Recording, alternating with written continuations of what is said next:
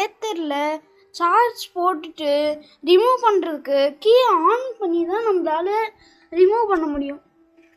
அது எப்படின்னு நான் இப்போ உங்களுக்கு சொல்கிறேன். இங்கே வந்து எலக்ட்ரானிக் லாக்கிங் சிஸ்டம் கொடுத்துருப்பாங்க. இந்த சார்ஜரோட மேலே கனெக்ட் ஆகிருக்கும் இந்த இடத்துல. ஸோ இது வந்து ஒயர் வந்து இங்கே பவர் சப்ளை போய் இது உள்ளே போன உடனே இந்த இடத்துல போய் லாக் ஆகும். இது இங்கேருந்து ஒரு மேலே இருக்க லாக்கிங் சிஸ்டம் ஒரு லிவர் போய் இதில் கனெக்ட் ஆகிடும். கனெக்ட் ஆச்சுன்னா உங்களால் எடுக்க முடியாது. மறுபடியும் நீங்கள் சாவி போட்ட உடனே என்ன ஆகும்னா இந்த லாக்கிங் சிஸ்டம் ரிட்டர்ன் வெளியே போய்டும். வெளியே போனால் தான் எடுக்க முடியும். ஸோ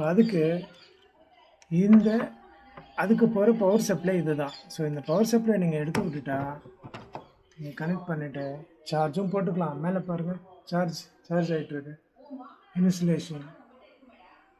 ஸோ சார்ஜ் ஆகிட்டுருக்கு. அப்படியே பாருங்கள் கீழே எடுக்கலாம். ஸோ கீ ஆன் பண்ணாமலே சார்ஜும் போடலாம். இப்போ மேலே பாருங்கள், இன்சுலேஷன், சார்ஜிங் நவ். இப்போ நீங்கள் அப்படியே டிஸ்கனெக்ட் பண்ணாலும் டிஸ்கனெக்ட் ஆகும். ஸோ இப்போ டிஸ்கனெக்ட் பண்ணிட்டேன், டிஸ்கனெக்ட் ஆகிடுச்சு.